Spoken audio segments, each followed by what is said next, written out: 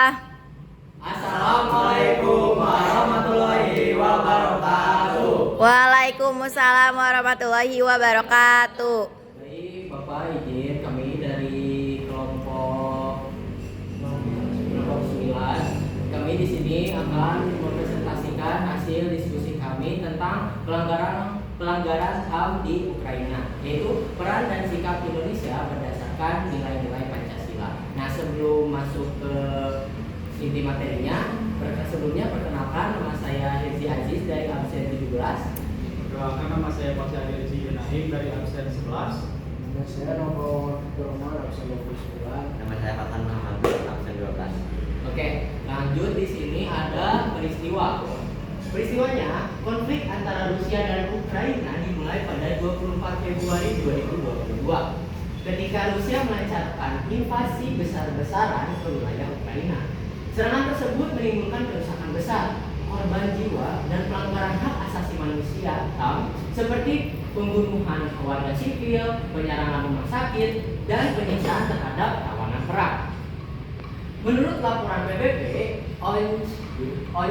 ONCHR 2025 dan lembaga kemanusiaan seperti Human Rights Watch (HRW), jutaan warga Ukraina terpaksa mengungsi ke negara lain untuk mencari perlindungan. Peristiwa ini menjadi salah satu krisis kemanusiaan terbesar di abad ke-21. Lalu latar belakang konflik Rusia dan Ukraina. Rusia merasa posisinya terancam karena Ukraina ingin bergabung dengan NATO, organisasi pertahanan negara-negara Barat. Rusia menganggap langkah itu sebagai ancaman terhadap keamanan nasionalnya. Ketegangan meningkat sejak 2014 setelah Rusia menganeksasi wilayah Crimea yang memicu konflik berkepanjangan. Nah, perbedaan kepentingan politik, ekonomi, dan pertahanan antar negara menyebabkan perang terbuka yang menimbulkan banyak pelanggaran HAM. Nah, dampaknya yang pertama, banyaknya korban jiwa. Terus yang kedua, kerusakan infrastruktur.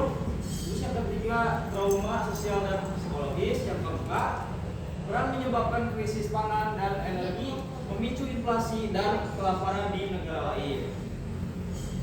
Selanjutnya adalah sikap kita dalam menyikapi pelanggaran HAM di Ukraina. Yang pertama adalah menjunjung kemanusiaan, mengutuk segala bentuk kekerasan, penindasan, dan kejahatan perang. Menegaskan bahwa setiap manusia memiliki hak untuk hidup dan tidak macam-macam.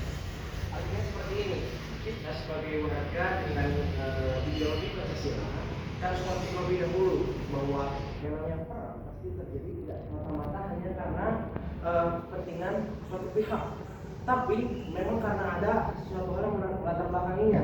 Nah, tapi terlepas dari itu, yang namanya pelanggaran HAM itu tidak bisa dibenarkan. Oleh karena itu kita sebagai bangsa Indonesia harus bersifat objektif, karena dijelaskan juga dalam pembukaan UUD 1945 bahwa kejadian di atas dunia itu harus dihapuskan karena tidak sesuai dengan prinsip kemanusiaan dan prinsip keadilan.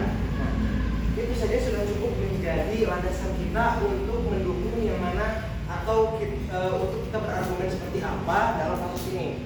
Yang kedua adalah menunjukkan solidaritas global, mendukung upaya perdamaian dunia melalui diplomasi dan dialog. Kekerasan, ini poinnya. Jadi yang namanya perang itu bukanlah suatu hal yang menyelesaikan problematika, tapi dia malah memperbesar yang namanya problematika tersebut. Pada akhirnya dia akan memperbesar masalah melalui hal lain, krisis pangan, kerusakan infrastruktur, dan lain sebagainya. Lalu berempati dan membantu korban perang melalui donasi dan dukungan kemanusiaan. Mungkin kita akhir-akhir ini banyak mendengarnya donasi untuk Palestina, donasi untuk Gaza, dan lain sebagainya.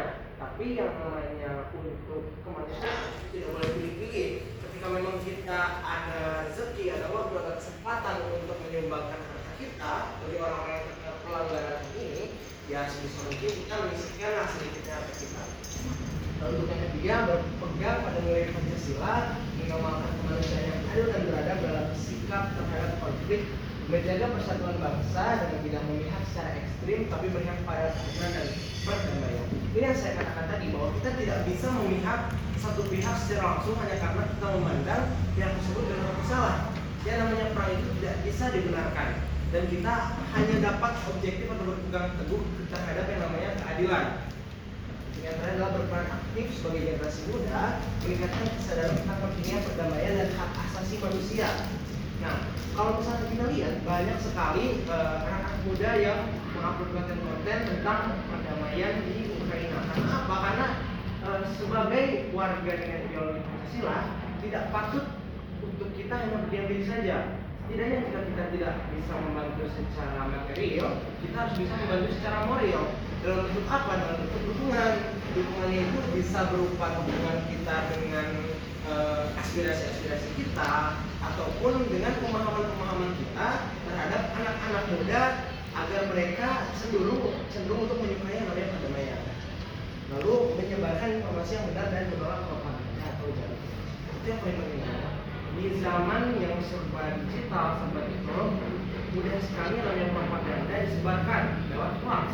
Dan kita harus bijak-bijak memilih informasi mana yang benar, dan kita harus bisa menyebarkannya juga jika informasi tersebut benar. Seperti itu. Selanjutnya yaitu tentang pelanggaran HAM, pelanggaran pernikahan, itu ada syarat dan yang ketiga itu syarat bersama. Yang paling pertama itu penyiksaan. Itu penyiksaan itu terjadi kepada tahanan, yaitu ketika ada pembunuh. Di perang itu kan ada penyiksaan terhadap tahanan dan pembunuhan terhadap warga sipil. Ya, yang kedua itu diskriminasi sara, yaitu di mana kata etnis yang dirugikan yaitu ketika sebuah pihak terlalu ekstrim untuk mendukung pihak. Nah, yang ketiga yaitu pelanggaran berpendapat, yaitu ketika kita memberikan pendapat tapi pendapat kita tapi tidak diperkenankan.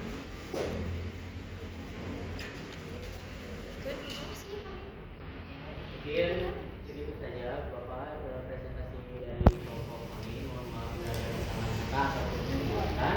Kami pamit undur diri. Wabillahi taufiq wal hidayah. Wassalamualaikum warahmatullahi wabarakatuh. Terima kasih Bapak. Waalaikumsalam warahmatullahi wabarakatuh.